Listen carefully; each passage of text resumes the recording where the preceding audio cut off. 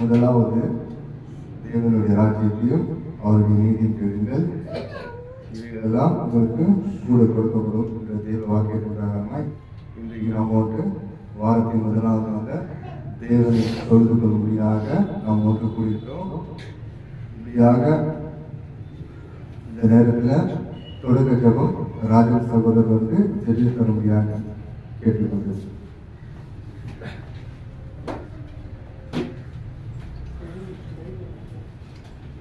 நேசிக்கும் நல்ல தகப்பனே, அப்பா சரியான காலை பொழுதுக்காக நன்றி தகப்பனே. தகப்பனே, வாரத்தின் முதல் நாள் தகப்பனே, உங்களை நாங்கள் ஆராதிக்க வந்திருக்க தகப்பனே, உமக்கு நன்றி சொல்றோம் தகப்பனே. இந்த கூட்டத்தை நீங்கள் வழிநடத்தும்படி தகப்பனே, இதோ இரண்டுக்கு மத்தியில் நான் வாசல் செய்கிறேன் சொன்ன தேவனே, அப்பா எங்களோடு நீங்கள் துணையார்ந்து எங்களை வழிநடத்தும்படி தகப்பனே, வாரம் ஃபுல்லாக எங்களுக்கு வழிநடத்தி தேவனே, அப்பா வரும் வாரத்திலும் நீங்கள் எங்களை ஆசீர்வதிக்கும்படி தகப்பனே, வானத்தின் மன்னாவை கொடுத்து தகப்பனே, இது 40 வருஷம் அவங்கள தகப்பனே நீங்கள் வழிநடத்தி வந்த தேவனே, அப்பா நீங்கள் ஒவ்வொரு நாளும் எங்களை வழிநடத்துகிற தேவனே, அப்பா உமக்கு நன்றி சொல்றோம் தகப்பனே. இந்த பாடலை பாடுகிற சகோதரோடும் இந்த தேவ செய்தி கொடுக்கிற சகோதரோடும் நீங்கள் வழிநடத்தும்படி தகப்பனே, இந்த நாள் முதல் எங்களை வழிநடத்தும்படி கர்த்தரும் ரட்சகரமா இருக்கிற இயேசு கிறிஸ்து நாமத்தினால் ஜெபிக்கிறேன் நல்ல தகப்பனே. ஜெபித்த சகோதரருக்கு சபையின் சார்பாக வாக்கு தெரிவிக்கிறோம். இப்பொழுது நாம் தேவனை குறித்து பாடலை பாடுவதாக ராஜன் சகோதரையும் சபையின் ஊழியர் கிறிஸ்தவர்களையும் பாடலை பதிவு செய்வதாக அன்புடன் அழைக்கிறோம். நாம் தேவனை மகிமைப்படுத்தி இந்த பாடலை ஏறெடுப்போம். இயேசுவின் நல் சீடராகுவோம். பாடலின் 166 பாடல். பாடலின் 166. இயேசு கிறிஸ்துவின் நல் சீடராகுவோம், விசுவாசத்தில் முன்னடப்போம். இயேசு கிறிஸ்துவின் நல் சீடராகுவோம், விசுவாசத்தில் முன்னடப்போம். இனி எல்லாருமே அவர் பணிக்கிறது ஒன்றையெல்லாம் உழைத்திடுவோம். நாம் இயேசு ராஜாவே இதோ வேகம் வராரே, அதிவேகமாய் செயல்படுவோம். இயேசு ராஜாவே இதோ வேகம் வராரே, அதிவேகமாய் செயல்படுவோம். மனிதர் யாரிடம் பாசம் காட்டுவோம், இயேசு மந்தைக்குள் அழைத்திடுவோம். மனிதர் யாரிடம் பாசம் காட்டுவோம், இயேசு மந்தைக்குள் அழைத்திடுவோம். அது உற்சாகமாய் சீக்கிரமாய் ராஜபாதை செம்மையாக்குவோம். அது உற்சாகமாய் சீக்கிரமாய் ராஜபாதை செம்மையாக்குவோம். நாம் இயேசு ராஜாவே இதோ வேகம் வராரே, அதிவேகமாய் செயல்படுவோம். நாம் இயேசு ராஜாவே இதோ வேகம் வராரே, அதிவேகமாய் செயல்படுவோம். சாத்தானின் சதிகளை தகர்த்திடுவோம், இனி தேவனுக்காய் வாழ்ந்திடுவோம். சாத்தானின் சதிகளை தகர்த்திடுவோம், இனி தேவனுக்காய் வாழ்ந்திடுவோம். இந்த பூமி முழுதும் இயேசு நாமத்தையே எல்லா ஊரிலும் எடுத்துரைப்போம். இந்த பூமி முழுதும் இயேசு நாமத்தையே எல்லா ஊரிலும் எடுத்துரைப்போம். நாம் இயேசு ராஜாவே இதோ வேகம் வராரே, அதிவேகமாய்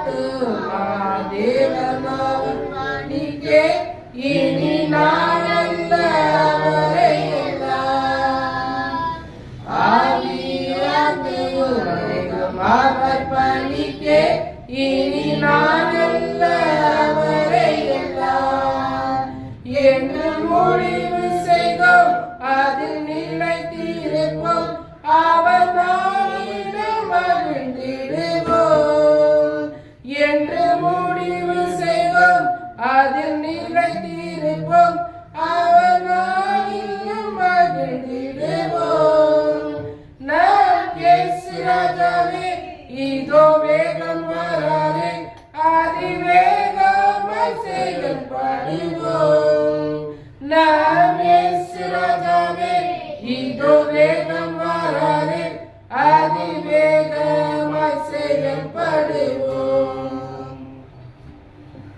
இன்னொரு பாடலை கூட நாம் தேர்ந்து கொண்டு பாடுவோம். பாடலின் 161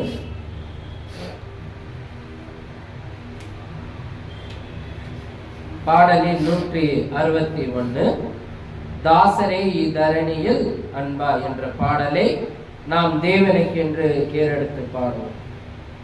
தாசரே இதரணியில் அன்பா தேவனுக்கு சொந்தமாக்குவோம். தாசரே இதரணியில் அன்பா தேவனுக்கு சொந்தமாக்குவோம்.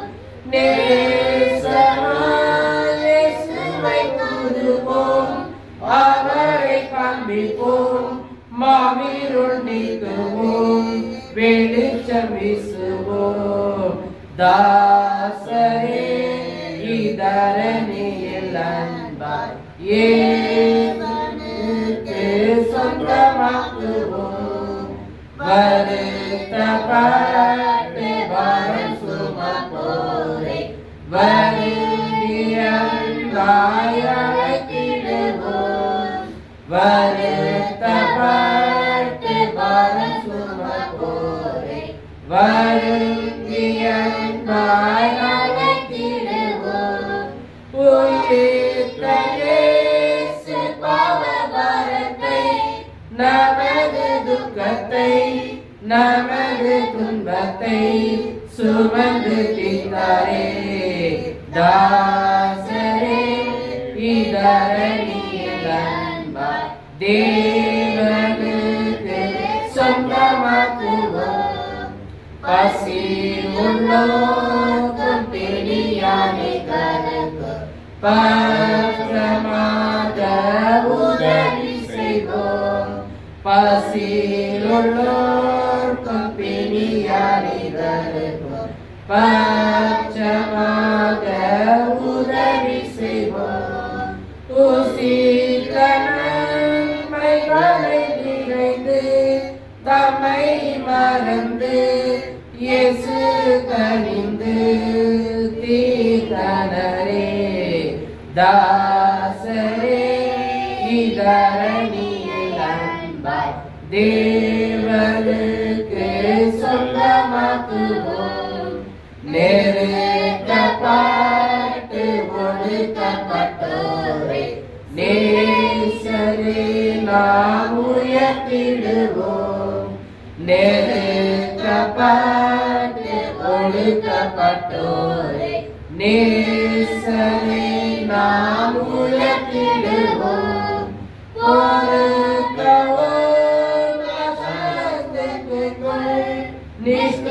நிஷ்டூரத்துக்குள் படிகுடிக்குள் வேந்தனரே. தாசரே இதரணியில் அன்பாய் தேவனுக்கு சொந்தமாக்குவோம். மார்க்கம் தப்பி நடப்போரே சத்திய வழிக்குள் வந்திட செய்திடுவோம். மார்க்கம் தப்பி நடப்போரே சத்திய வழிக்குள் வந்திட செய்திடுவோம். ஊக்கமாக ஜெபித்திடுவோம். நாம் உயர்ந்திடுவோம். நாம் ஒளித்திடுவோம். நாம் ஜெபித்திடுவோம். தாசரே இதரணியில் அன்பா தேவனுக்கு சொந்தமாக்குவோம். நன்றி. பாடலுக்கு உதவி செய்த சகோதரனுக்கு கிறிஸ்துவ சபை சார்பாக வாழ்த்து தெரிவிக்கிறோம். இப்பொழுது வேத வாசிக்க 5ஆம் அதிகாரம் 1 தெசலோனிக்கேயர் 5ஆம் அதிகாரம் வசனம் 22-24. எல்லா மக்களையும் சோதித்து பார்த்து நலமானதை பிடித்துக் கொள்ளுங்கள். பொல்லாதகாய் தோன்றுகிற எல்லாவற்றையும் விட்டு விலகுங்கள். சமாதானத்தின் தேவன் தாமே உங்களை முற்றிலும் பரிசுத்தத்திற்கு வருவாராக. உங்கள் ஆவி ஆத்மா சரீரம் முழுவதும் நம்முடைய கர்த்தராகிய இயேசு கிறிஸ்து வரும்போது குற்றமற்றதாய் குற்றமற்றதாகும்படி காட்டப்படுவதாக. உங்களை அழைத்தவர் உண்மையுள்ளவர். அவர் எப்படியோ அவர் அப்படியே செய்வார். இப்பொழுது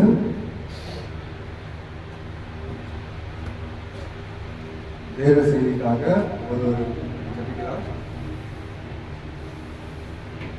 அன்பின் பரலோக பிதாவே, இந்த அருமையான வாரத்தின் முதலாம் நாளை எங்கள் வாழ்க்கையில் கொடுத்ததுக்காக உங்களுக்கு நன்றி செலுத்துகிறோம்.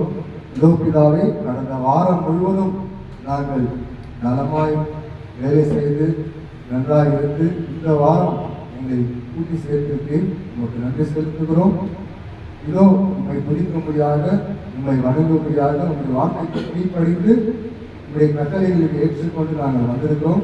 எங்களை குற்றங்களை தேவாக மன்னித்து, எங்களை விடுதலை மன்னித்து, எங்களை நீர் இந்த வாரத்தின் முதலாம் நாளை எங்களை ஆசீர்வதிக்கும்படியாக ஜெபிக்கிறோம். இதோ பிதாவே, இந்த நேரத்தில் தேவ வார்த்தையை கொடுக்கிற தாசன் கரத்தை ஒப்புக் கொடுக்கிறேன். அவருக்கு ஞானத்தை, பலத்தை, உற்சாகத்தை கொடுத்து இந்த வார்த்தையை பகிர்ந்து இந்த வந்திருக்கிற மக்கள் உங்களுடைய வார்த்தையை கேட்டு உற்சாகத்துடன் நீங்கள் செல்லுவது கிருபை பாராட்டுங்க, தயவு பாராட்டுங்க. இதை கேட்கிற ஒவ்வொருவரும் அவர்கள் அதை இந்த வாரம் முழுவதும் அதை தியானித்து அடுத்த வாரம் முழுவதும் கிருபை செய்க. இதோ அதற்காக ஜெபித்துக் கொள்கிறோம். இந்த இயேசு கிறிஸ்துவின் நாமத்தில் ஜெபிக்கிறோம். ஜீவனுள்ள நல்ல பிதாவே, ஆமென். இப்பொழுது தேவ செய்தி கொடுக்கும்படியாக சபையின் ஊழியர் ஜோசப் சகோதரை அன்புடன் அழைக்கிறேன்.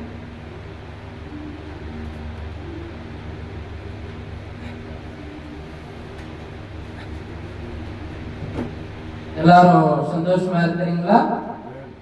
தேவனுடைய வார்த்தையிலும் அவருடைய அன்பிலும் அவருடைய பரிசுத்தத்திலும் எல்லாரும் சந்தோஷமா இருப்போம். சில நேரத்துல புத்தி இல்லாதையும் இருக்கிற அப்படின்னா சில கிறிஸ்தவர்கள் இன்னைக்கு எப்படி இருக்கிறாங்க?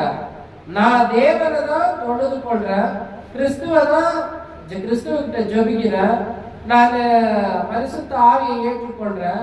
ஆனா சில காரியங்கள்ல அவங்க எப்படி இருக்கிறாங்க? எது ஒரு நாளைக்கு சந்தோஷம் கொடுக்குதோ, ஒரு நாளைக்கு உற்சாகம் கொடுக்குதோ, அதுக்கு போய் என்ன பண்ணிடுறாங்க? இது எனக்கு நல்லா இருக்குதுன்னு போயிடுறாங்க. அப்ப அந்த மனுஷன் தனக்கு ஆபத்துன்னு வரும்போது தன்னை காப்பாத்துற அந்த மருந்தை எடுத்துக்கிறான். ஆனா சில நேரத்துல உற்சாகம் தேவைப்படும் போது அது நல்லாவே ஆக்காது. அது இன்னும் உடலை பலவீனமாக்கணும் போது அந்த விஷம் உள்ள இன்னைக்கு கிறிஸ்தவர்களும் சிலர் அப்படிதான் இருக்கிறாங்க. யோசிச்சு பாருங்க, எத்தனை கிறிஸ்தவர்கள் சோதித்து பார்த்து, யார சோதிக்கணும்? இந்த உலகத்துல என்ன முதல் நான் சோதிக்கணும். நானு எப்படியாப்பட்ட ஒரு தேர்வை தேர்ந்தெடுத்திருக்கிறேன். நிறைய பேர் ரொம்ப புத்திசாலியா இருப்பாங்க. ஏன்னா ஸ்கூல்ல ஒரு பிள்ளைய சேர்க்கணும்னா என்ன பண்ணுவாங்க, அது நல்ல ஸ்கூலா, அவன் நல்லா படிச்சா அதுல நல்ல வேலை கிடைக்குமா, அவன் நல்லா படிச்சு முன்னுக்கு வந்து அவன் வாழ்க்கையில சந்தோஷமா இருப்பான்னு ஒரு ஸ்கூலை தேர்ந்தெடுக்கிறதுக்கு அவ்வளோ ஆய்வு பண்றோம். ஏன் சாதாரண ஒரு ஷர்ட் எடுக்க என்ன பண்றோம், ஒரு 4-5 கடியில ஏறி இறங்கி இது நல்லா இருக்குதா, இதோடைய குவாலிட்டி என்ன, இதோடைய விலை என்ன, இதெல்லாம் பார்த்து பார்த்து அந்த ஷர்ட்டை வாங்குறோம். சில கிறிஸ்தவர்கள் முக்கியமான ஒரு வாழ்க்கையில நம்மளை ஆசீர்வதிக்கின்ற தேவன் யாரு, நம்மளை வழி நடத்துகின்ற தகப்பை யாரு, நமக்கு இன்னைக்கு ஜீவனையும் சுவாசத்தையும் கொடுத்த அந்த தேவன் யாருன்னு என்ன பண்றதுங்க, வேதத்தை திறந்து பார்க்கிறதே. அப்படியாப்பட்ட வாழ்க்கையை வாழ்றவங்களுக்கு ஒரே ஒரு விஷயம் சொல்ற தேவன். 1 தெசலோனிக்கேயர் 5ஆம் அதிகாரம் 21வது வசனம் வாசிங்க. எல்லாவற்றையும் சோதித்து பார், நலமானதை நீ என்ன பண்ணணும், பிடித்து கொள்ளணும். நீ எப்பதான் சோதித்து பார்த்து இருக்கிறியா, எது நல்லது எது கெட்டது, எதுக்கு நமக்கு ஆரோக்கியம் தருது அப்படின்னு சோதித்து பார்த்திருக்கிறியா? இயேசு கிறிஸ்து ஒரு மரத்துக்கிட்ட போறாருங்க. அந்த மரத்துக்கிட்ட போய் அவரு ஒரு பசியா இருக்கு, ஒரு பழம் சாப்பிடணும்னு போறார். தூரத்துல இருந்து பார்க்கறதுக்கு எப்படி இருந்துச்சுங்க, மரம் பச்சை பசேலா இருந்துச்சு, ரொம்ப அழகா இருந்துச்சு, இலையெல்லாம் அவ்வளோ அருமையா இருந்துச்சு. ஆனா கிட்ட போய் அதோடைய கனியை தேடுறாரு, என்ன ஆகுதுல, கனி கிடைக்க மாட்டேன். இன்னைக்கு அநேக சபைகள் அப்படிதான் இருக்கு. இயேசு கிறிஸ்து சொன்னாருன்னு தூரத்துல இருந்து பார்த்து அவங்களுடைய வாழ்க்கை இங்க போல நல்லா இருக்கும், பிரம்மாண்டமா இருக்கும், ஒரு உற்சாகமா இருக்கும் அப்படின்னு அவங்க சோதித்து பார்க்கறதே இல்லை. கிட்ட போய் பார்க்கறது இல்ல, வேதத்தை திறந்து பார்க்கறது இல்ல. இவங்க சொல்ற வசனம் உண்மையா, இவங்க சொல்ற வார்த்தை உண்மையான்னு வேதத்தை திறந்தே பார்க்கறது. என்ன சொல்றாங்களோ அதை கேட்டு கீழ்படுகிற ஜனங்கள் எப்படி இருக்கிறாங்க தெரியுங்களா, பச்சை பசேன்னு இருக்கிற மரத்தை போலதான். வாசிங்க மத்தேயு 21ஆம் அதிகாரம் 18வது வசனம். காலையிலே அவர் நகரத்துக்கு திரும்பி வருகையில் அவருக்கு பசி உண்டாயிற்று. இயேசு கிறிஸ்துக்கு பசி உண்டாயிற்று. அப்பொழுது வழி அருகே ஒரு அத்தி மரத்தை கண்டு, அதனிடத்தில் போய் அதில் இலைகளை கண்டு வேறொன்றும் காணாமல் ஒரு காலம் உன்னிடத்தில் கனி உண்டாக தீர்க்காதாவது என்றார். உடனே ஒட்டு போயிட்டது. என்ன ஆச்சு பாருங்க, எது நலமானதை பிடித்துக் கொள்ளணும்னு இயேசு கிறிஸ்து சொல்றாரு. பார்க்கறதுக்கு ரொம்ப நல்லா இருந்துச்சு, நல்லா லைட்டு கேட்டு பிரம்மாண்டமான சமய கட்டடமா இருந்துச்சு. நிறைய ஜனங்க போறாங்க, நிறைய பேர் அதுல உட்கார்ந்து இருக்கிறாங்க. ஆனா அவங்க என்ன இல்ல, தேவனுடைய வார்த்தை இல்ல, மனிதனுடைய உபதேசம் தான். அவர்களை பார்த்து இயேசு கிறிஸ்து என்ன சொல்ற தெரியுங்களா, மத்தேயு 23ஆம் அதிகாரம்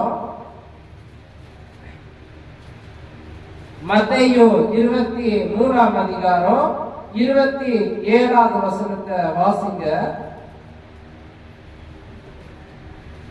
நாயக்காராகிய வேதபாரரும் பரிசேயரே உங்களுக்கு ஐயோ, வெள்ளை அடிக்கப்பட்ட கல்லறைகளே. போதும். என்ன சொல்றாங்க? உள்ள தேவனுடைய வார்த்தை இல்லைன்னா அவங்க மேல வந்துதான் எப்படி இருக்குது? நலமா இருக்குது. பார்க்கறதுக்கு நல்லா ஷூட்டு கோட்டு டை போட்டுக்குது, ஒரு பிரம்மாண்டமான ஒரு பேச்சை கொடுத்து நல்லா நிறைய ஜனங்க இருக்குது. ஆனா உள்ள என்ன இல்லை? தேவனுடைய வார்த்தை இல்லை. அப்போ அவங்க என்ன சொல்றாரு?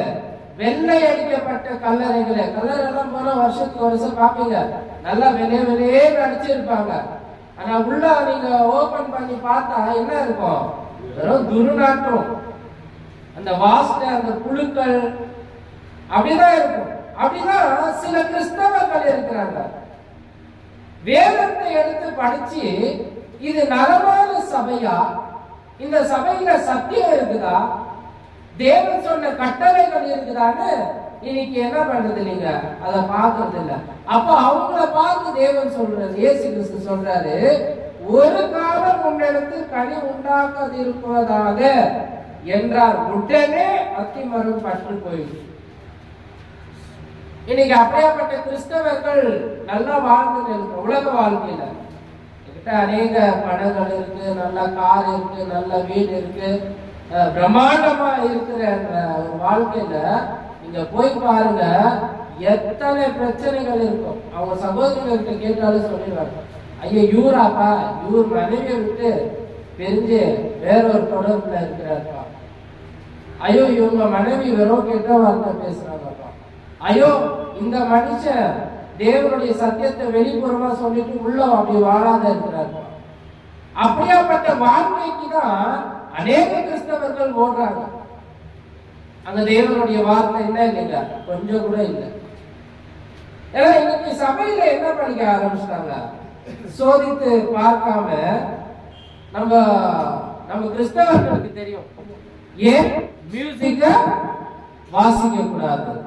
மியூசிக் கிறிஸ்தவ சபையில வாசிக்கிறதுல எங்கெல்லாம் இயேசு கிறிஸ்து வாசிச்சு ஜெபிச்சு இருக்கிறாரா, இல்ல அப்போஸ்தலர்கள் வாசிச்சு ஜெபிச்சு இருக்கிறாங்களா, இல்ல அதுக்கு பின்னாடி வந்த கிறிஸ்துவ சகோதரர்கள் எங்க சபையில போய் மியூசிக்க வாசிச்சுதான் ஆராதனை செஞ்சு இருக்கிறாங்களா? அப்ப அது நலமானதான்னு கிறிஸ்தவர்கள் யோசிக்கிறாங்க. இல்ல, வேதத்தின் படி அது என்ன இல்ல, தவறு. இயேசு கிறிஸ்து ஒரே இடத்துல கூட அப்படியாப்பட்ட காரியத்தை செய்யவே இல்லை. அப்போ சில கிறிஸ்தவர்கள் ஏன் செய்யறாங்க? ஏன்னா அவங்க வேதத்தை பார்க்கறது இல்ல, அவங்க வேதத்தை பார்க்கறது இல்ல, தேவனுடைய வார்த்தை என்னதுன்னு பார்க்கறது இல்ல. பழைய ஏற்பாடுடைய சட்டம் நமக்கு இல்லைன்னு வேதம் சொன்னாலும், ஆனா அவங்க என்ன நினைக்கிறாங்க? என்னுடைய போதகர் சொல்லிட்டார், வெளி தோற்றத்தை பார்த்து உள்ள போறாங்க. ஒரு நாள் சந்தோஷம் தான். உள்ள போற எவ்வளவு நீங்க உட்கார்ந்து இருக்கும் போது நீங்க எப்பதான் போய் பாருங்க, நான் சொல்றேன், ஒரு நாள் சந்தோஷம் தான். உட்கார்ந்து கை தட்டி நல்லா உற்சாகமா பாடி நல்லா பிரம்மாண்டமா இருக்கும், அப்படியே உடம்பு டான்ஸ் ஆடும். நீங்க அந்த பிலம் பாட்டு போட்டாலே வீட்டுல என்ன பண்ணுவாங்க பசங்க?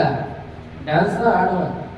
ஏன்னா சில வாத்தியங்கள் அவங்க காதுக்குள்ள போகும்போது அவங்கள அறியாமலே அவங்களுடைய சரீரம் என்ன பண்ணுங்க, அந்த உணர்ச்சி எடுத்து கொடுக்கும். அந்த மாதிரிதான் ஒரு நாள் சந்தோஷத்துக்காக ஓடுறாங்க. என்னப்பா மியூசிக், என்னப்பா பாட்டு பாடுறாரு. ஆனா அந்த மறாத நாள் காலையில அந்த குடும்பத்தை நீங்க விசாரிச்சு பாருங்க, ஒருவேளை நீங்க சோதிச்சு பாருங்க, என்னப்பா ஒரு நாள் போயிட்டு நல்லா உடல் நல்லா போயிட்டு வெளியே வந்ததுமே உன்னை நீ இப்படி நான் அப்படி, நீ பெரிய ஆளா நான் பெரிய ஆளா, வெறும் இங்கிலீஷ் வேர்டு தான் வரும். ஆனா என்ன சந்தோஷம் இருக்கு, என்ன நிம்மதி இருக்கு? ஒரு குடும்பம் அப்படி இருந்தா அது தேவனுடைய சபையா? நிச்சயமா இல்ல. இத ஒவ்வொரு உலகத்தில் இருக்கிற கிறிஸ்தவர்களும் உணருங்க. ஒரு நாள் சந்தோஷத்துக்காக தேவனுடைய வார்த்தையை விட்டு விலகி போயிடாதீங்க. தேவன் நம்ம இருக்கிற வரைக்கும் அந்த சமாதானத்தையும் சந்தோஷத்தையும் கொடுக்க ஆயத்தமா இருக்கிறாரு. பரலோகத்துல நித்திய ஜீவனை கொடுக்க ஆயத்தமா இருக்கிறாரு. மனிதர்கள் ஒரு நாள் சந்தோஷத்துக்காக தன்னுடைய ஜீவனை இழந்துராதீங்க. அப்படியாப்பட்ட கிறிஸ்தவர்கள் உடைய வாழ்க்கை சில நேரம் எப்படி இருக்குது தெரியுமா? வாசிங்க மார்க்கு 16ஆம் அதிகாரம் 17வது வசனம் வாசிங்க.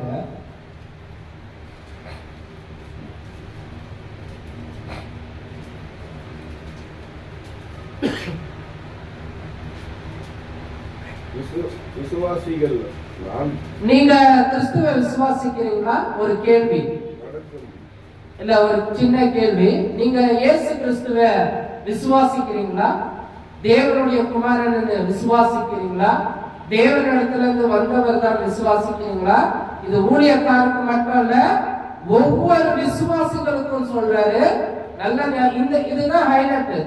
வாங்க வாங்க, இதுதான் ஹைலைட்டான ஒரு உபதேசம். நீங்க கிறிஸ்துவ விசுவாசிச்சா நீங்கள் விசுவாசிக்கிறவர்கள் நடக்கும்போது அடையாளங்களும் என் நாமத்திலே பிசாசிகளை துரத்துவார்கள், நாவனமான பாஷைகளை பேசுவார்கள், சம்பாஷமான எடுப்பார்கள், சாவுக்கு எதுவான விஷம் யாவற்றையும் குடித்து அவர்களை சேதப்படுத்துவதில்லை. போதும். இப்போ இங்க என்ன சொல்றார்? மார்க்கு 16ஆம் அதிகாரம் 17வது வசனத்துல இயேசு கிறிஸ்து அந்த பரமேற அந்த நாள்ல அந்த டைம்ல சொல்றாரு. அது கடைசி அவர் மேல போறதுக்கு தேவனிடத்துல விசுவாசிக்கிறவர்களுக்கு தான் இந்த அடையாள அற்புதங்கள் செய்ய முடியும். ஏன் ஊழியக்காரர் ஒண்டி செய்யறாரு? ஏன் விசுவாசிகள் செய்யறது இல்ல? அறகுறையா விசுவாசிச்சு போறாங்களா? ஏதோ தேவன் ஆசீர்வதிக்காரன் தானே போறாங்க. இப்ப நாம எல்லாம் விசுவாசிகள் தானே. நம்மளால ஏன் செய்ய முடியாது? அற்புதம், அடையாளம், தீர்க்க தரிசனம் இதையெல்லாம் ஏன் செய்ய முடியறதில்ல? அப்ப நான் கிறிஸ்துவின் விசுவாசி இல்லையா? நான் தேவனுடைய பிள்ளை இல்லையா? ஊழியக்கார் ஒண்டிதான் தேவனுடைய பிள்ளையா? அநேக சபையில போனீங்கன்னா ஊழியக்கார் நின்று அற்புதம் செய்வார். கீழே இருக்கிறவங்க என்ன பண்ணுவாங்க? அவர் ஒண்டிதான் இப்ப விசுவாசி. நாம எல்லாம் யார்? அப்ப பாவிங்களா? நாம எல்லாம் பாவிங்களா? ஏன் அதை செஞ்சாருன்னு முதல் ஒரு கிறிஸ்தவர்கள் புரிந்து கொண்டாதான் அது தவறா இல்லையான்னு என்ன பண்ணுவாங்க? சோதித்து பார்ப்பாங்க. ஒரு அற்புதம் செய்யறாருன்னா இது தேவனுடைய வசனத்தின்படி செய்யறாரா? சரி, அற்புதம் செய்யறாரு, ஓகே. விஷயத்தை எடுத்துட்டு போய் கொடுத்து பாருங்க, குடிக்கிட்டோம். ஏன்னா அற்புதம் அடையாளம் செய்வார்கள் சொன்னாரு. விஷயத்தை கொடுத்து பாருங்க, அவர் சாக மாட்டாரு. பாம்பை எடுத்துட்டு போய் கொத்த விடுங்க, அவர் சாக மாட்டாரு. அதை செஞ்சவர் இதான் செய்யல. விஷயத்தை கொடுத்தவங்க ஐயோ எனக்கு விஷம் ஏன்பா விஷத்தை தர. அப்ப அற்புத அடையாளம் செய்யற விஷத்தை கொடுத்தாலும் அவனுக்கு மரணம் சம்பவிக்காது என்ற இயேசு கிறிஸ்து சொன்ன வார்த்தை 2ல 1 எடுத்துக்கிறாங்க. எது சந்தோஷமானது? அநேக ஜனங்கள் வருவாங்க, அற்புதம் செஞ்சா அவங்க ஒரு உற்சாகமா இருப்பாங்க, அதை தேர்ந்தெடுக்கிறாங்க. விஷத்தை கொடுத்து பாருங்க, வாராங்க. ஏன் இதை செஞ்சாரு நம்ம தெரிஞ்சுக்கினாதான். ஏன் இதை சொன்னாரா? அந்த மத்தேயு 16ஆம் அதிகாரம் 17, 18 சொல்றாரு, நீங்க அற்புத அடையாளங்கள் செய்வீங்க, தீர்க்க தரிசனம் சொல்வீங்க, விஷத்தை குடிச்சாலும் நீங்க மரணத்தை காண மாட்டீங்க, பாம்பு கொத்தினாலும் உங்களுக்கு ஒன்றும் ஆகாது அப்படின்னு ஏன் சொன்னார்னா, அந்த காலத்துல இயேசு கிறிஸ்து தேவனுடைய குமாரன் என்று நிரூபிக்கணும். அதுலயே வாசனை 20வது வசனம் மார்க்கு 16ஆம் அதிகாரம் 20வது வசனம். அவர்கள் புறப்பட்டு போய் பிரசங்க பண்ணினார்கள். முதல் விஷயம் பிரசங்க பண்ணினாங்க. கர்த்தர் அவர்களோடு கூட, இயேசு கிறிஸ்து அவர்களோடு கூட கிரியைகளை நடப்பித்து, எதுக்கு? அந்த அற்புதம், அடையாளம், தீர்க்க தரிசனங்களை நடப்பித்து நடந்த அடையாளங்களினால் அவர் செஞ்ச அந்த தீர்க்க தரிசன அடையாளங்களினால் வசனத்தை உறுதிப்படுத்தினார். எதை உறுதிப்படுத்த அடையாள அற்புதம் செஞ்சாங்க? வசனத்தை உறுதிப்படுத்ததான். இன்னைக்கு வசனம் உறுதி ஆயிடுச்சு. இனி அற்புத அடையாளம் எனக்கு தேவையில்லை. எனக்கு ஒரு நோய் குணமாகுது, எனக்கு ஒரு ஆசீர்வாதம் வருது, ஏன்னா அதை செய்யறதுக்கு தான் இந்த வசனம். இந்த வசனத்தின் படி நீ வாழ்ந்தா தேவனே அதை செய்வார். முதலாவது விசுவாசித்தா இதை செய்வீங்க.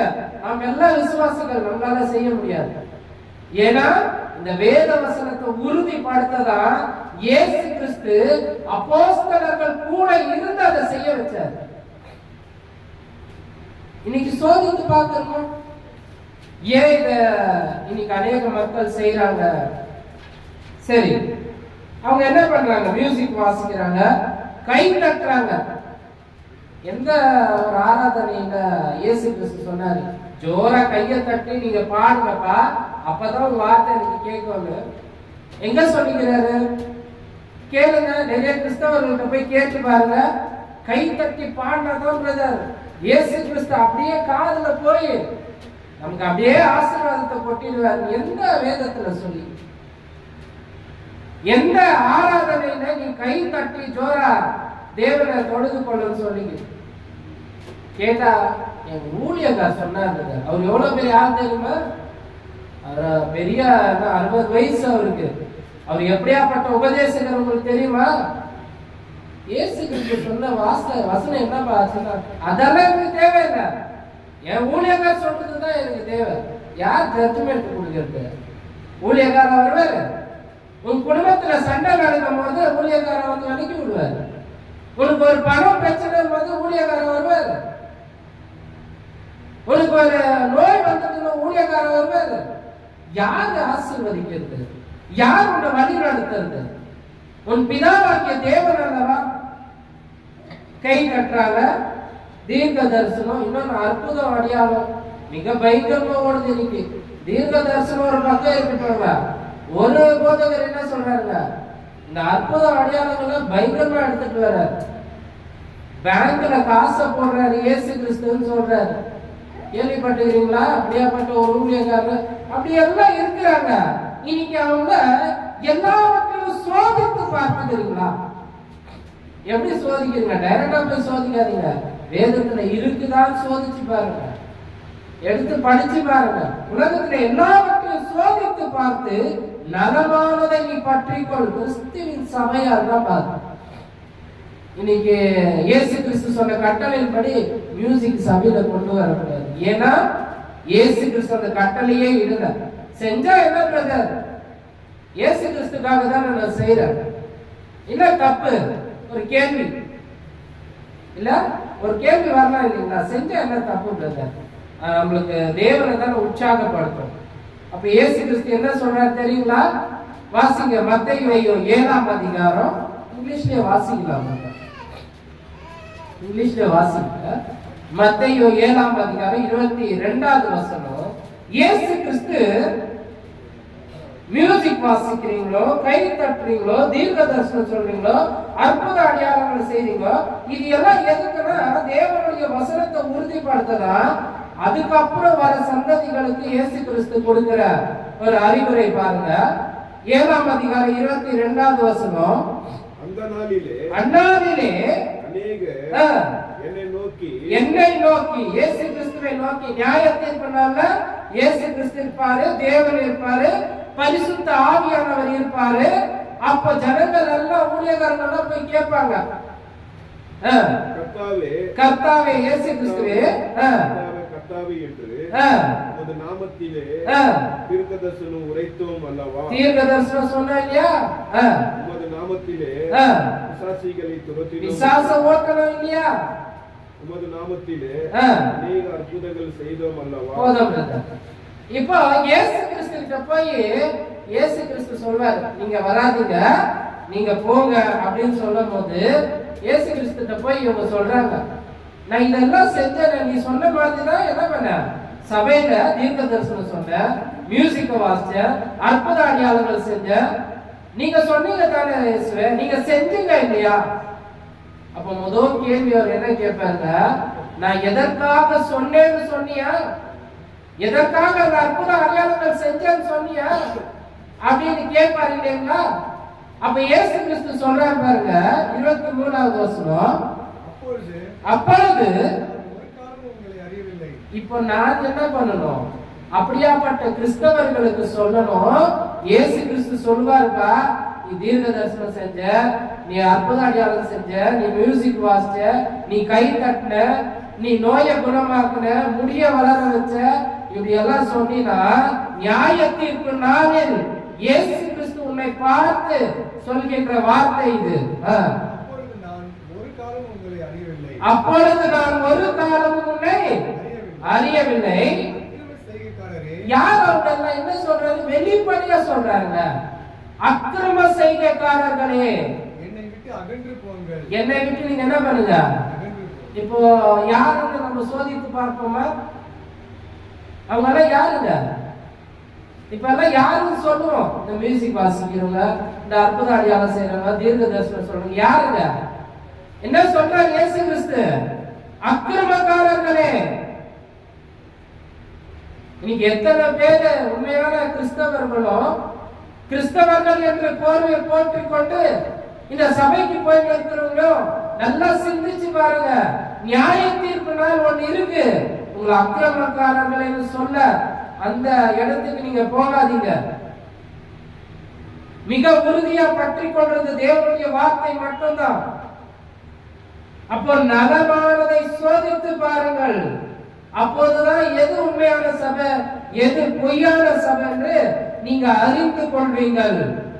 வாசிங்க ஒரு வசனம், மத்தேயு 25ஆம் அதிகாரம். அதுலயே மத்தேயு 25ஆம் அதிகாரம் 35வது வசனம் வாசிங்க. பசியா இருந்தேன், எனக்கு போஜனம் கொடுத்தீர்கள். அப்போ இங்க பசியா இருந்தேன், பசியா இருந்தேன், போஜனம் கொடுத்தீர்கள், எனக்கு போஜனம் கொடுத்தீர்கள். தாகமா இருந்தேன், தாகத்தை தீர்த்தீர்கள். அந்நியா இருந்தேன், சேர்த்துக் கொண்டீர்கள். வஸ்திரம் இல்லாத இருந்தேன், எனக்கு வஸ்திரம் கொடுத்தீர்கள். வியாதிஸ்தரா இருந்தேன், என்னை விசாரிக்க வந்தீர்கள். காவலில் இருந்தேன், என்னை பார்க்க வந்தீர்கள். வாசிங்க தொடர்ந்து. ரெண்டு விஷயத்தை இயேசு கிறிஸ்து சொல்றாரு. நீ ஒரு நல்ல கிறிஸ்தவனா இருந்தா, ஒரு தேவனுடைய சட்டத்துக்கு கீழ்பட்டு இருந்தா, நீ மற்றவங்களுக்கு என்ன பண்ண? உனக்கு கொஞ்சம் இருந்தா நீ திருப்தியா இருந்தா மற்றவங்களுக்கு அதை கொடு, உனக்கு இல்லாம மற்றவங்களுக்கு தராத. அதுலயும் தெளிவா சொல்றாரு. நீங்க அநேகர் என்ன பண்ணிடுறாங்க, எனக்கு இல்லைனாலும் அவங்க சாப்பிட்டோம், நீ நல்லா இருந்தாலும் அவங்க கொடுப்ப. அதுக்குதான் அந்த வசனம் சொல்றாரு, 2 ஆடைகள் இருந்தா ஒன்றை நீ வைத்துக்கோ, மற்றொன்ற இன்னொருக்கு கொடு. அப்போ இவர் சொல்ற ஒரு கொஸ்டின் என்ன, கேள்வி கேட்கிறாரு. நான் பசியா இருந்தேன், நான் துணி இல்லாம இருந்தேன், நான் தாகமா இருந்தேன், நான் சிறையில இருந்தேன், என்ன நீ கவனிச்சியா? கவனிச்சு இருந்தா என்ன பண்ணிக்கணும்? சோதித்து பாருன்றார் இல்லைங்களா? இவங்க எல்லாம் யாருங்க? இல்லாதப்பட்டவங்க, எதுவுமே இல்லாத, ஒரு உணவு இல்லாத, உடை இல்லாத இருக்கிறாங்க. இவங்களுக்கு தர மாட்டாங்க.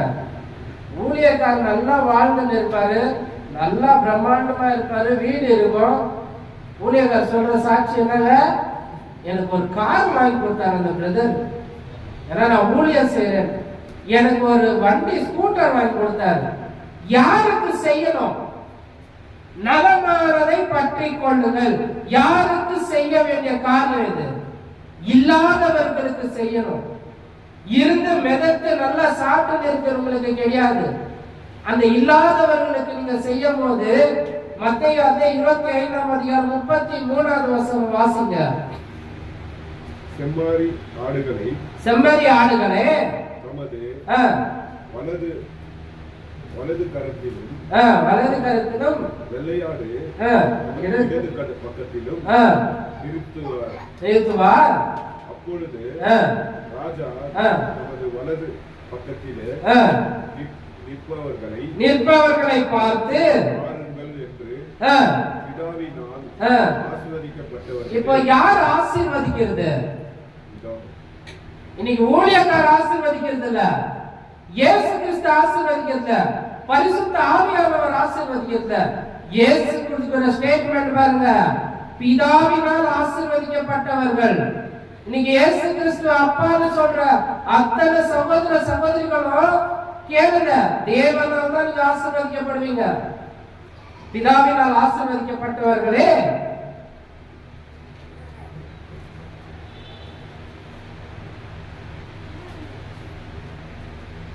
வெள்ளையாடம் தமது இடத்திலே பக்கத்திலே நிறுத்துவார். அப்போது ராஜா தமது வலது பக்கத்திலே நிற்பவர்களை பார்த்து, பாருங்கள், என் பிதாவினால் ஆசீர்வதிக்கப்பட்டவர்களே, உலகம் உண்டானது முதல் உங்களுக்கு ஆயத்தமாகப்பட்டு இருக்கிற ராஜ்யத்தை சுதந்திரித்துக் கொள்ளுங்கள். என்ன சொல்றாங்க? ராஜ்யத்தை சுதந்திரித்துக் கொள்ளுங்கள். இந்த ராஜ்யம் எதுனா கிறிஸ்துவின் சபை. ராஜ்யம் வந்து விட்டது. அநேக சபையில சொல்றாங்க ராஜ்யம் வரல, இயேசு கிறிஸ்து வருவாரு, அதுக்கப்புறம் 7 வருஷம் ஆட்சி செய்வாரு, அப்புறம் தான் நம்ம எல்லாம் எங்க கூட்டிட்டு போவாரு? பரலோகத்துல கூட்டிட்டு போவாரு. அது ஒரு தவறான உபதேசம். நல்லா சிந்திச்சு பாருங்க. அவர் நமக்கு ராஜாவா இருக்கிறாரு, அவருடைய ராஜ்யத்துலதான் கிறிஸ்துவின் சபை நடக்குது. நாம எல்லாம் அந்த சபையில ஒவ்வொரு அங்கஸ்தர்களா இருக்கிறோம். இந்த சபை அவர் இயேசு கிறிஸ்து மேல கட்டின அந்த கிறிஸ்துவின் ராஜ்யம், அந்த ராஜ்யத்துல நாம இருக்கிறோம். அப்போ நம்மள பரலோகத்துல கொண்டு போவாங்க. அப்ப நலமானதை சோதித்து பாருங்க. நீங்க ஒவ்வொரு விஷயத்தையும் சோதித்து பாருங்க. சில வீட்டுல குடும்பஸ்தர் என்ன பண்ணுவாங்க, சாயங்காலம் ஒரே ஒரு கப்பு தான் நான் எடுத்துக்கிறேன் குடிப்பாங்க. அவங்க குடும்பத்துல என்ன நடக்குதுன்னு அவங்க என்ன பண்ண மாட்டாங்க, யோசிக்க மாட்டாங்க. ஏன்னா குடி பழக்கம் தன் குடும்பத்தையும் அழிக்கும், தன்னையும் அழிக்கும்னு வேதம் சொல்லுது. அது சோதித்து பாக்குறாங்களா? குடிச்சா சந்தோஷமா இருக்கு. நாளைக்கு நான் எந்த நிலைமையில இருக்கிறேன், நைட்டு குடிச்சாருன்னா பாருக்கிட்ட அவர் மறாத நாள் மோரிக்கிட்டையும் ரோட்டோரத்துலயும் படுத்துன்னு இருப்பார். கேட்டா என்ன ஆச்சு எனக்கு அப்படின்னு கேட்பாரு. ஏன்னா அந்த குடி பழக்கம் அவரை மாற்றும், அவர் உடலை பாதிக்கும், அவர் குடும்பத்தை பாதிக்கும், தம் பிள்ளைகளை பாதிக்கும், தம் மனைவியை பாதிக்கும். அவர் செய்யற அந்த கெட்ட பழக்கம் குடினால இன்னும் எவ்வளவு பாவ காரியங்கள் செய்யறாங்க தெரியுமா? நலமானது அவங்க யோசிக்கவே மாட்டாங்க. குடிச்சா பொண்ணு பழக்கம், குடிச்சா நைட்ல போய் சுத்துறது. நிறைய பசங்களும் அப்படிதான் ஆயிட்டாங்க. வாலிப பிள்ளைகள் பைக் எடுத்துட்டு சுத்துறது நைட்டெல்லாம் பாருங்க, ரோட்டில் அவ்வளோ அட்டகாசம்.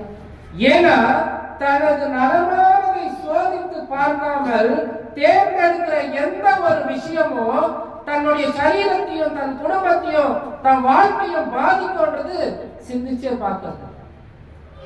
கிறிஸ்துவின் சபை எதுன்னு சில கிறிஸ்தவர்கள் சிந்திச்சு பார்க்கிற அளவுக்கு தன் குடும்பத்தில் இன்னைக்கு சிந்திச்சு பார்க்காததான் நடந்து நிற்கிறாங்க. அப்படியாப்பட்டவர்களுக்கு தேவனுடைய உபதேசம் எப்படியாப்பட்டதா இருக்குது பாருங்க. மார்க்கு 6ஆம் அதிகாரம் 18வது வசனம். இன்னைக்கு ஒவ்வொரு குடும்பத்திலையும் தவறு செய்யும் போது அந்த தவறை சுட்டி காக்க ஒரு ஊழியக்கார் தேவை. அதை சொல்லாம வேற அந்த குடும்பம் நலமா இருக்காது. மார்க்கு 6ஆம் அதிகாரம் 18வது வசனம். ஏரோதை நோக்கி நீ உம்முடைய சகோதரனுடைய மனைவியை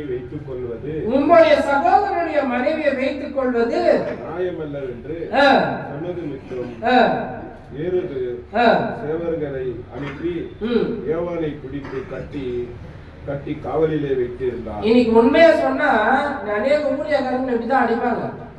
ஒரு குடும்பத்துல அசுத்தம் பண்ணிக்கோ, நான் சொன்னீங்க, தேவன் சொல்றாரு உன் சகோதரனுடைய மனைவியை வைத்துக் கொள்வது. இன்னைக்கு ஒரு மனுஷன் வாயிலிருந்து இது வந்தா தவறுன்னு சொல்லலாம், ஆனா தேவன் சொல்றாரு அதுக்கு என்ன சொல்றீங்க? அவன் பாவி தானே, அவன் சோதித்து பார்க்கிறானா நான் நாளைக்கு நித்திய ஜீவன் போவனா இல்லையான்னு? ஏன் நான் சந்தோஷமா இருக்கிறேன் சோதித்து பார்த்தானா? ஆனா ஒரு ஊழியக்காரர் சொல்லுங்க எப்படி ஒரு சபையில நீ எக்கடனா கேட்டு போப்பா, நீ வந்தீங்கன்னா எனக்கு காணிக்கை கொடுத்தீங்கன்னா அது போதும்பா, நான் ஆசீர்வதிச்சிருவார் தேவன். சபைகளை போய் பாருங்க, வெள்ளை துணி போட்டுன்னு உட்காருவாங்க. வெளியே வந்திருந்தோம் உள்ளங்கிறதெல்லாம் என்ன ஆயிடும், அழுக்காயிடும். வெளியே தான் வெளியா இருக்கும், உள்ள அழுக்காயிடும். வந்து அதை கட்டி வச்சுட்டு அடுத்த கட்டம் சகோதரங்க போறது அந்த பாருங்க. நிறைய சில, எல்லா பெண்களையும் சொல்ல, சில பெண்கள் அப்படிதான் இருக்கிறாங்க. அப்ப அவங்க குடும்பத்துல போய் நீங்க உண்மையை சொல்லி பாருங்க, அவங்களுக்கு என்ன வரும், கோபம் வரும் இல்லைங்களா? அப்படிதான் இந்த ஏரோது பண்றாரு. இவர் யோகா ஸ்நானப்பர் சொன்னோம், அவரை தூக்கி என்ன பண்றாங்க, சிறையில போடுறாரு. நம்ம கொஞ்சம் சிந்திச்சு பார்ப்போம். நம்ம வாழ்க்கையில இது எல்லாம் சில நேரங்களில் செஞ்சு இருக்கலாம். இனி செய்யாதபடி நாம வாழ்வோம். செய்யறவங்களை பார்த்துட்டு நாம உபதேசம் பண்ணுவோம். நலமானதை பற்றி கொள்ளுங்கள். 1 தெசலோனிக்கேயர் 5ஆம் அதிகாரம் 22வது வசனம். பொல்லாங்காய் தோன்றுகிற 23 வாசிங்க. சமாதானத்தின் தேவன் உங்களை முற்றிலும் பரிசுத்தமாகவும் பரிசுத்தமாக்குவாராக. உங்கள் ஆவி, ஆத்துமா, சரீரம் முழுவதையும் நம்முடைய கர்த்தராகிய இயேசு கிறிஸ்து வரும்போது குற்றமற்றவர்களுக்கு காக்கப்படுவதாக. என்ன சொல்றாருங்க? பொல்லாங்க தோன்றுகிற எல்லாவற்றையும் விட்டு விடுங்க. இனிமேல் நம்ம எதுனா அந்த ஒரு பொய்யான சபையில இருந்தோம்னா, இல்ல பொய்யான வாழ்க்கை வாழ்ந்தோம்னா, இல்ல பொய்யான உலகத்தின் வழிபாடுல இருந்தோம்னா எல்லாவற்றையும் விட்டு விடுங்கள். ஒரு உதாரணம் பார்க்கலாமா? பழைய ஏற்பாடுல ஒருத்தர் இருந்தாரு. ஆதியாகமம் 26ஆம் அதிகாரம் 2ஆம் வசனம் 2ல இருந்து 4 வரைக்கும் நம்ம பார்ப்போம். கர்த்தர் அவனுக்கு தரிசனமாகி, நீ எகிப்துக்கு போகலாம், நான் உனக்கு சொல்லும் தேசத்தில் குடியிரு, அந்த தேசத்தில் வாசம் பண்ணு. இங்க என்ன சொல்றாரு? கர்த்தர் அவருக்கு தரிசனமாகி, நீ எகிப்துக்கு போகாமல் நான் உனக்கு, தேவன் உனக்கு சொல்லும் தேசத்தில் குடியிரு. இப்ப இங்க தேவனுடைய வார்த்தை சொல்லுது, நீ கிறிஸ்துவின் சபையாயிரு, தேவனுடைய பிள்ளையாயிரு, தேவனுடைய வார்த்தைக்கு செவி கொடு. அன்னைக்கு சபை இல்ல, ஜனங்க சொல்றதுக்கு ஊழியக்காரர் இல்ல. அப்போ ஈசாக்க நோக்கி சொல்றாரு, ஆபிரகாமுடைய மகன்கிட்ட, உனக்கு சொல்லும் தேசத்தில் குடியிரு. வானத்திலிருந்து ஆபிரகாமுக்கு எப்படி ஒரு வார்த்தை வந்தது, அந்த மாதிரி ஈசாக்கு சொல்றாரு. இப்போ நான் என்ன செய்ய வேண்டும்? நான் தேவனுடைய வார்த்தைக்கு தான் செவி கொடுக்கணுமா, இல்ல அநேக ஊழியக்காரருடைய வார்த்தைக்கு செவி கொடுக்கணுமா? பாருங்க, இது அதே 23வது வசனம் வாசிங்க. இந்த தேசத்திலே வாசம் பண்ணு, நான் உன்னோடு கூட இருந்து, நான் உன்னோடு கூட. இப்ப தேவன் சொன்ன வார்த்தையின்படி நம்ம வாழ்ந்தா, தேவன் உன்னோடு கூட இருந்து உன்னை ஆசீர்வதித்து நான் உனக்கு உண்டான சந்ததிக்கு இந்த தேசத்தை யாவற்றையும் தந்து, தகப்பனாகிய ஆபிரகாமுக்கு நான் இட்ட ஆணையை நிறைவேற்றுவேன். என்ன சொல்றாருங்க? இப்போ என் குடும்பத்துல, கிறிஸ்துவின் குடும்பத்துல ஒரு சந்தோஷமான காரியம் வேணும். இந்த தேசத்தில் வாசம் பண்ணு, கிறிஸ்துவின் சபையில இரு, நான் உங்களோடு கூட இருப்பேன். நீங்க யாரு? தேவன் உங்களோடு இருப்பார், உன்னை ஆசீர்வதிப்பேன். என்ன சொல்றாங்க தேவன்? நீ என்னுடைய வார்த்தைக்கு கீழ்ப்படினால் உன்னை ஆசீர்வதிப்பேன். நான் உனக்கு, உன் சந்ததிக்கு இந்த தேசங்களை யாவையாயும் தந்து, உன் தகப்பனாகிய ஆபிரகாமுக்கு நான் இட்ட ஆணையை நிறைவேற்றுவேன். தேவன் சொன்ன வாக்கு தத்துவம், அவர் அதை சரியா செஞ்சார். ஆசீர்வாதம் பெற்றாரா இல்லையா? பெற்றார் தானே. அவர் அன்பு, தேவன் அவ்வளவு அன்பு செஞ்சாரு, அவர் ஆசீர்வதிச்சாரு. அந்த சொன்னேன்றார் பாத்தீங்களா, அந்த வார்த்தை தாங்க, அந்த வார்த்தைக்கு தாங்க அவர் செவி கொடுத்தாரு. அதுக்காக தான் ஒரு ஆசீர்வாதம். இன்னைக்கு நம்ம யாருடைய வார்த்தைக்கு செவி கொடுக்கிறோம்? எல்லாவற்றையும் சோதித்து பார்க்கிறோமா? நம்ம முதல் சொன்னதுதான், ஒரு ஷர்ட் வாங்கணும்னா 10 கடை ஏறி இறங்கணும். ஆனா ஒரு உண்மையான தேவன்னா நம்ம நிச்சயமா பார்க்கறதே இல்லை. யார் சொன்னாலும் சரி போகும். அவர் சொன்ன வார்த்தையான்னு எப்போது யோசிச்சு பார்த்திருக்கிறீங்களா? இப்போ நம்ம சொல்றாரு, உனக்கு உன் சந்ததிக்கு இந்த தேசங்களை கொடுப்பேன்றாரு. இயேசு கிறிஸ்து என்ன சொல்றாரு? யோவான் 14ஆம் அதிகாரம் அதே 2-3 வசனம் வாசிங்க. புதிய ஏற்பாட்டுல யோவான்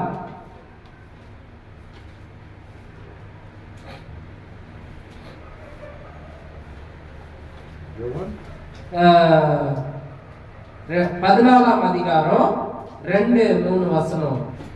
என் பிதா வீட்டில் அநேக வாசஸ்தலங்கள் உண்டு. இப்போ ஒரு விஷயம் பாருங்க, நான் பிதாவின் சொல்படி கீழ்படுகிறேன்.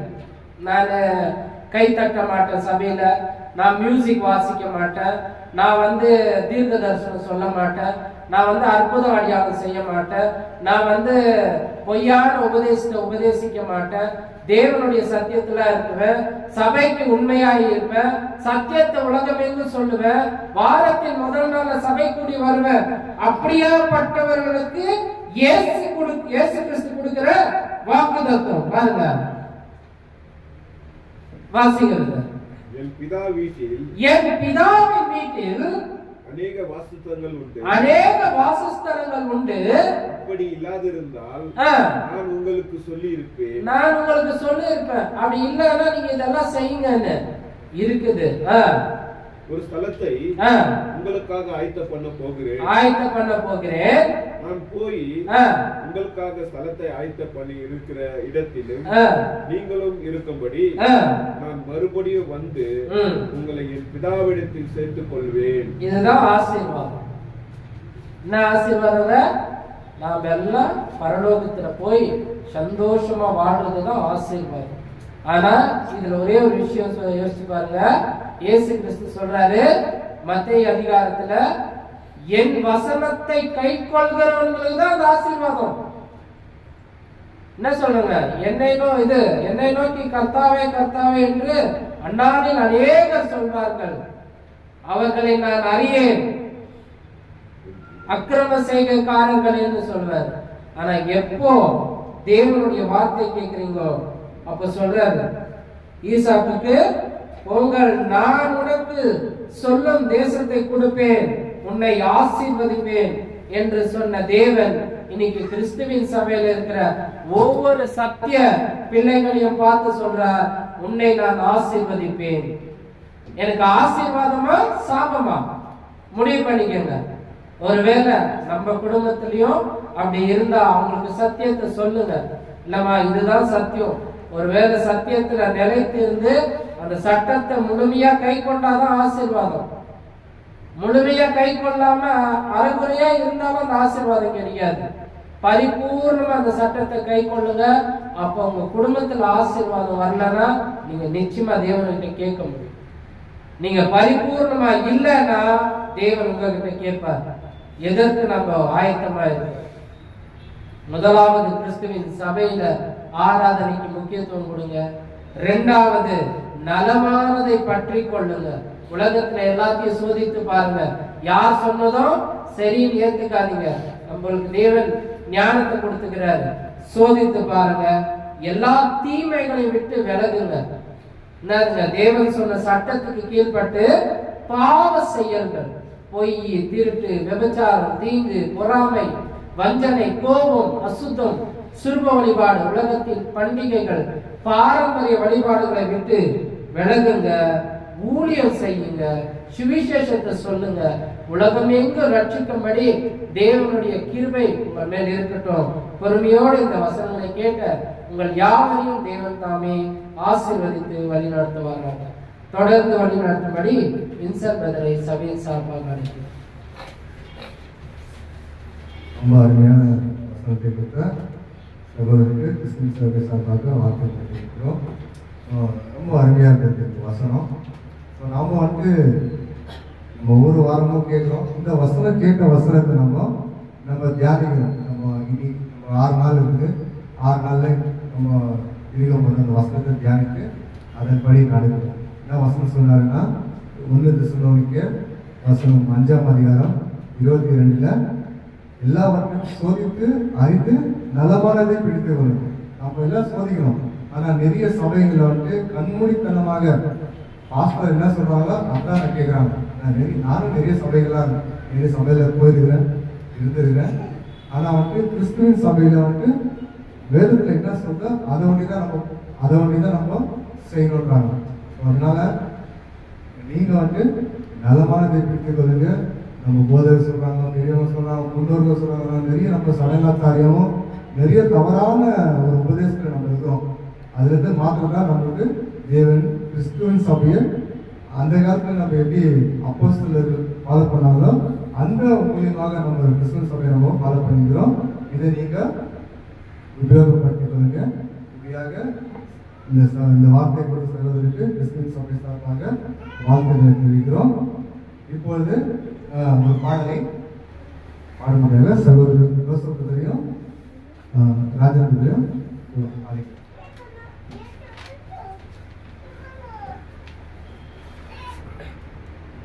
பாடலின் 168 பாடல் புத்தகத்தில் இந்த காலம்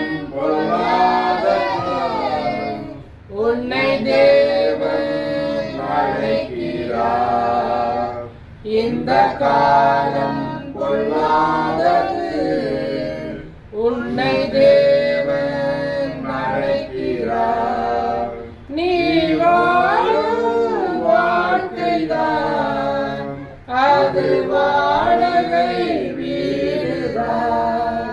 நீ வாழும் வாழ்க்கைதான் அது வாடகை வீடுதான். இந்த காலம் பொல்லாதது உன்னை தேவன் அழைக்கிறார். உன்னை ரட்சிக்க உன் கூடவே இருக்கிறார். உன்னை ரட்சிக்க உன் கூடவே இருக்கிறார் என்று வாக்கு அளித்தவர் உன்னை காத்து வருகிறார். என்று வாக்கு அளித்தவர் உன்னை காத்து வருகிறார். இந்த காலம் பொல்லாதது உன்னை தேவன் அழைக்கிறார். வாலிப நாட்களில் உன் தேவனை தேடி வா. வாலிப நாட்களில் உன் தேவனை தேடி வா. சாத்தானோடு நீ போரிட செயல் வீரனாய் திகழவா. சாத்தானோடு போரிட செயல் வீரனாய் திகழவா. இந்த காலம் பொல்லாதது உன்னை தேவன் அழைக்கிறார். பாவத்தின் சம்பளம் எரிநரகம் நிச்சயம். பாவத்தின் சம்பளம் எரிநரகம் நிச்சயம். சத்திய தேவனின் கிருபையோ நித்திய ஜீவனை அருளுவேன். சத்திய தேவனின் கிருபையோ நித்திய ஜீவனை அருளுவேன். இந்த காலம் பொல்லாதது உன்னை தேவன் அழைக்கிறார். காலமோ முடியுதே தேவராஜ்யம் சேராயோ. காலமோ முடியுதே தேவராஜ்யம் சேராயோ. மனம் திரும்பி நீ வாழவே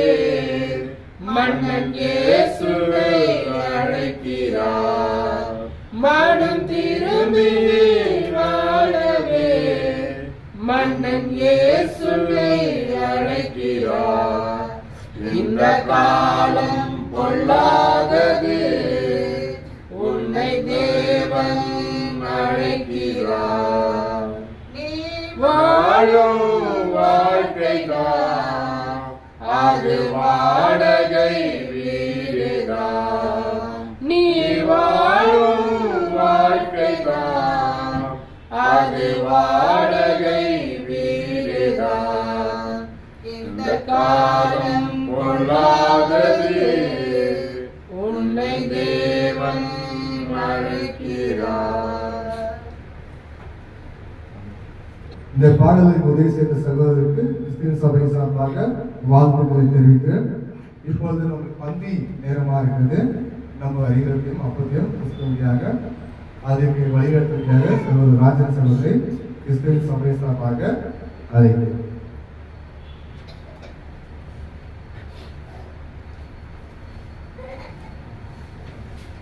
இந்த நேரம் முக்கியமான நேரமா இருக்குது. தேவனுக்கும் நம்மளுக்கு எப்படி கனெக்ட் ஆகுது? அந்த காலத்துல உடன்படிக்கை பெட்டி வைத்து அவர்கள் அந்த பண்டிகை கொண்டாடுவார்கள். ஏனென்றால் பலி கொடுப்பார்கள். போயிட்டு அந்த 2 ஆடுகள் எடுத்துட்டு போயிட்டு பலி கொடுப்பார்கள். அதே மாதிரிதான் இயேசு கிறிஸ்து இந்த உலகத்துக்கு வந்து உங்களுடைய பாவம் என்னுடைய பாவத்துக்காக பலியானார். அதுதான் நம்மளுக்கு ஒரு பிதாவானவர் நம்மை வச்சிருக்க அன்பு அவர் மூலியமாய் வெளிப்படுத்தினார். அதே மாதிரி தான் நம்மளோட பாவத்துக்காக இயேசு கிறிஸ்து வந்து மறுத்து 3ஆம் நாள் மீட்டிருந்தார். பிதாவானவர் நம்ம வந்து நரகத்தில் அழிக்கக்கூடாதுன்னு சொல்லிட்டு அவரு இந்த உலகத்துக்கு வந்து அவருக்கு நம்மளுக்கு நித்திய ஜீவனை கொடுத்தார். வசனங்களை பார்க்கலாம். யோவான் 3ஆம் அதிகாரம் 16-17.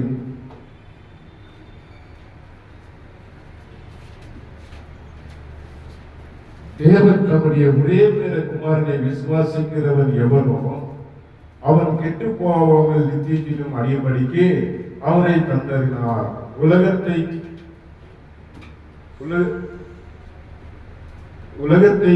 அன்பு புரிந்தார். உலகத்தை அக்கினிக்குள் தீர்க்காதபடி தேவன் தம்முடைய குமாரனை உலகத்திற்கு அனுப்பாமல் அவராலே உலகத்தை ரட்சிக்கும்படி அவரை அனுப்பினார். பாருங்க, எவ்வளவு ஒரு அன்பு பிதாவானவர் நம்ம மேல் வச்சிருக்க அன்பு. இயேசு கிறிஸ்து மேல நம்ம வந்து நரகத்துக்கு போகக்கூடிய அந்த நித்திய ஜீவனை அடியபடிக்காக அவர் இயேசு கிறிஸ்து இந்த உலகத்துக்கு அனுப்பார். சகோதர சகோதரிகளே, இந்த நேரம் வந்து முக்கியமான நேரமா இருக்கிறது. அவருடைய புது உடன்படிக்கை அந்த அப்பத்தையும் திராட்சத்தை எடுக்க சொல்லணும் பரிசுத்தமான உள்ளத்தோடு.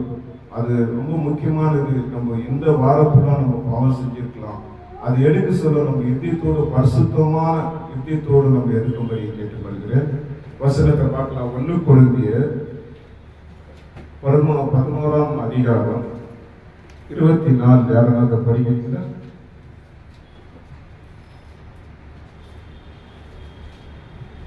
நான் உங்களுக்கு ஒப்புவித்ததை கர்த்தரிடத்தில் பெற்றுக்கொண்டேன் என்னவெனில், கர்த்தராகிய இயேசு தான் காட்டிக் கொடுக்கப்பட்ட அன்று ராத்திரியிலே அப்பத்தை எடுத்து ஸ்தோத்திரம் பண்ணி அதை பிட்டு, நீங்கள் வாங்கி புசியுங்கள், இது உங்களுக்காக பிக்கப்படுகிற என்னுடைய சரீரமாக இருக்கிறது, என்னை நினைவு கூறும்படி இவை செய்யுங்கள் என்றார். அந்தபடி அவர் பாத்திரத்தை எடுத்து அப்பத்தை எடுத்து இது புது உடன்படிக்கை அது இருக்குது, இது வாங்கி புசிங்கள், இது என்னுடைய சரீரமா இருக்குது என்று சொன்னார். அதுக்காக அப்பத்துக்காக ஒரு சகோதரர் ஜெபிக்கும்படி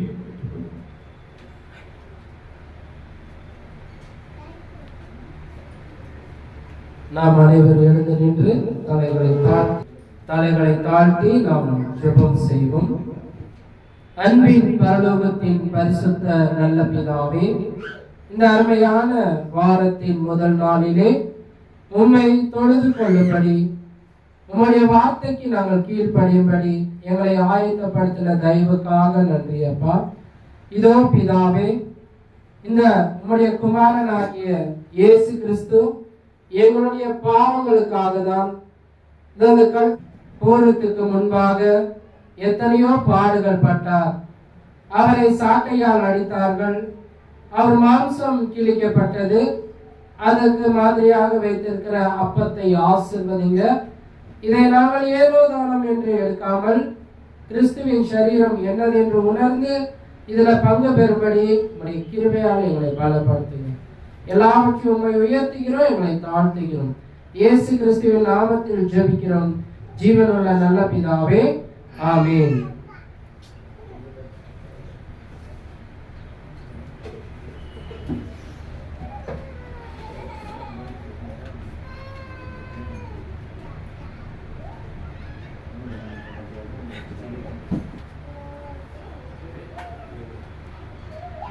ஒன்று கொரிந்தியர் 16ஆம் அதிகாரம் 25வது வசனத்தை படிப்போம்.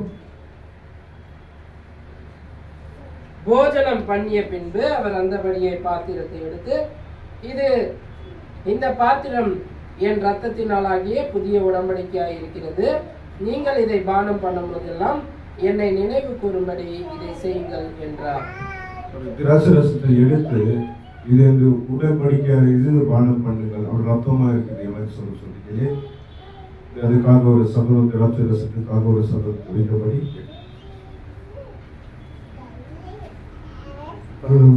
பிதாவே, அருமையான வார்த்தை முதலாவது நாளே நாங்கள் சபையாக ஒன்று கூடியிருக்கிறோம். அப்பா பிதாவே, உங்களுக்கு நன்றி செலுத்துகிறோம். இதோ உடைய மகனாகிய கிறிஸ்து எங்களுக்காக அனுப்பி, இதோ எங்களுடைய மீறலுடைய பாவங்களுக்காக அவர் நாங்கள் வாங்க வேண்டிய அடிகள் நாங்கள் நரகத்துக்கு போகாதபடி அதிலிருந்து மீட்கும்படியாக அவருடைய சொந்த மகனை எங்களுக்காக கொடுத்து அவர் இந்த பூமியில வந்து இந்த பூமியில அடிகளை வாங்கி பாடுகளை பட்டு அவருடைய சிந்திய ரத்தத்துக்காக நமக்கு நன்றி செலுத்துகிறோம். இதோ இந்த வாரத்தின் முதலாவது நாளில் நாம் நினைவு கூறுகிறோம், எங்களுக்காக அந்த ரத்தத்தை சிந்தினார் என்று அதுக்காக நன்றி செலுத்தி இதை இயேசு கிறிஸ்துவின் நாமத்தினால் ஜெபிக்கிறோம். இது நல்ல பிதாவே.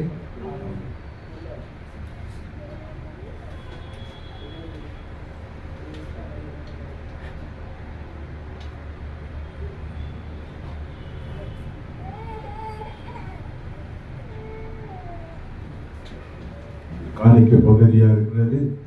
இது வந்து காணிக்கை சபைக்கு தேவையா இருக்கிறது. இது கட்டாயம் அல்ல, சொல்லம் அல்ல. இதற்கு ஏற்ற மாதிரி நீங்க கொடுத்து உதவி செய்யும்படி கேட்டுக்கொள்கிறோம். ஜெபிப்போம். காணிக்காக எங்கள் நேசிக்கின்ற தகப்பனே, அப்பா தகப்பனே, வாரம் ஃபுல்லா எங்களுக்கு பலத்தை கொடுத்து தகப்பனே, எங்களுக்கு சம்பாதனை கொடுத்தீரே, நன்றி தகப்பனே. கொடாகூடி நன்றி தகப்பனே. தகப்பனே, காணிக்கை கொடுத்த காரங்களை நீங்கள் ஆசீர்வதிக்கும்படி கர்த்தரும் ரட்சகரமா இருக்கிற இயேசு கிறிஸ்து நாமத்தினால் ஜெபிக்கிறேன் நல்ல தகப்பனே, ஆமென்.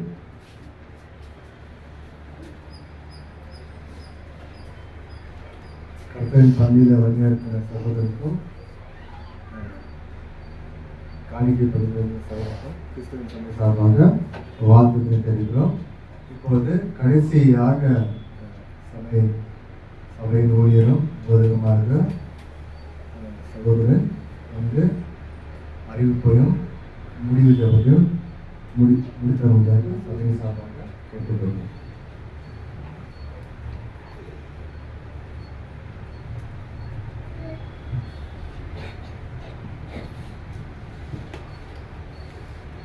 தேவனுடைய பிள்ளைகள் உங்கள் யாவருக்கும் இயேசு கிறிஸ்து நாமத்திலே வாழ்த்துக்களை தெரிவித்துக் கொள்கிறேன்.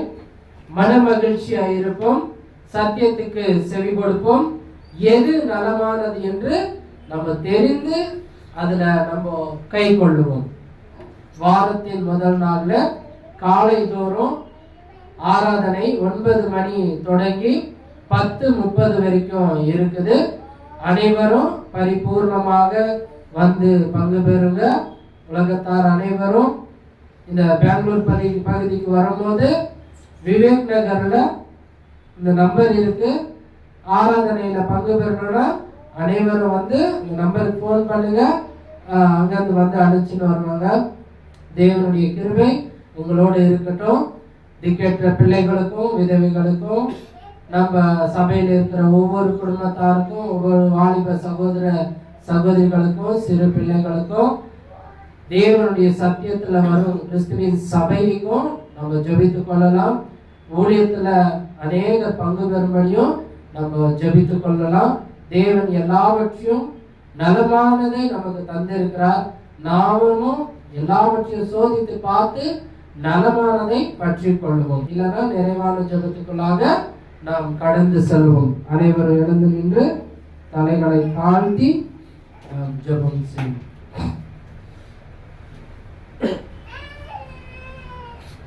பரலோகத்தில் வாசம் செய்கிற பரிசுத்த நல்ல பிதாவே, இந்த அருமையான காலை பொழுதுக்காக உமக்கு நன்றிகளை ஏறெடுக்கிறோம் அப்பா. மனமகிழ்ச்சியான இந்த நாளிலும் தகப்பனே, கிறிஸ்துவின் சபையார் ஒருவரை ஒருவர் முகமுகமாக சந்திக்கும்படி எங்களுக்கு ஜீவனையும் சுவாசத்தையும் சரீரத்தில் ஆரோக்கியத்தையும் தந்து எங்களை பலப்படுத்தின கிருபைக்காக நன்றி தகப்பனே. கடந்த நாள் முழுவதுமாய் உமது கண்ணின் மணியை போல எங்களை சுகபத்திரமாக பாதுகாத்தீரே அப்பா. இதோ இஸ்ரவேலே பயப்படாதே, நான் உன்னோடு இருப்பேன் என்று இஸ்ரவேல் ஜனங்களுக்கு சொன்னீரே அப்பா. இதோ இப்பொழுதோ நான் உங்களோடு இயேசு கிறிஸ்து மூலியமாக வருகிறேன், நீங்கள் தைரியமாக இருங்கள் என்று கிறிஸ்து மூலியமாக எங்களுக்கு உங்களுடைய வார்த்தையை கொடுத்தீரே தகப்பனே. அதற்காக உமக்கு நன்றி தகப்பனே. கிறிஸ்து எங்களுக்காக தான் எங்கள் பாவங்களும் எங்கள் அக்கிரமங்களும் எங்கள் அநியாயங்களும் நாங்கள் சொல்கின்ற அந்த பொய்களும் இதற்காக தான் அவர் தன்னுடைய உயிரை எங்களுக்காக தந்தார் அப்பா. இன்னும் நாங்கள் அது நிலைத்திராதபடி பரிசுத்தத்திலையும் நீதியிலையும் உத்தமத்திலையும் தகப்பனே நாங்கள் வாழும்படி நீர் எங்களை ஆசீர்வதிங்க தகப்பனே. நீ ஒருவரே மெய்யான தேவன் என்று நாங்கள் உணர்கிறோம் அப்பா. ஒவ்வொருவரும் இதோ வாரத்தின் முதல் நாள்ல பரிசுத்த முத்தத்தோடு கிறிஸ்துவின் சபையாரை வாழ்த்தும்படி நீர் ஆசீர்வதிச்ச தயவுக்காக நன்றி தகப்பனே. எங்கே 2-3 பேர் என் நாமத்தில் கூடி நீங்கள் ஜெபிக்கிறீர்களோ அவர்கள் மத்தியில் நான் இருப்பேன் என்று சொன்ன பிதாவே, இதோ கிறிஸ்து எங்களோடு இருந்து இந்த ஆராதனை ஆரம்பம் முதல் முடிவு வரை உடைய பரிசுத்த வல்லமையின் வார்த்தையினால் நடந்தது என்று விசுவாசிக்கிறோம் அப்பா. எங்களை ஆவிக்குரிய ஜீவ பலியாக உமக்கு ஒப்புக் கொடுக்கும்படி எங்களை ஆசீர்வதிச்ச தயவுக்காக நன்றி தகப்பனே. இதோ தகப்பனே, இந்த வாரத்தின் முதல் நாள்ல ஆராதனையில எல்லோரும் பரிபூர்ணமாக பங்கு பெறும்படியும் நீர் ஆசீர்வதிங்கப்பா.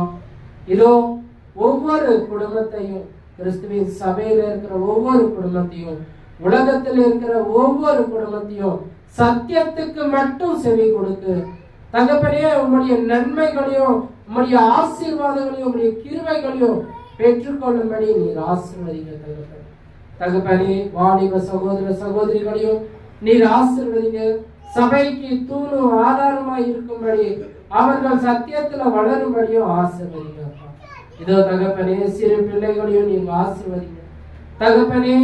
இதோ ஒவ்வொரு குடும்பத்துல இருக்கிற கஷ்டத்தையும் துக்கத்தையும் பிரச்சனைகளையும் எல்லாவற்றையும் எடுத்து போடுங்க.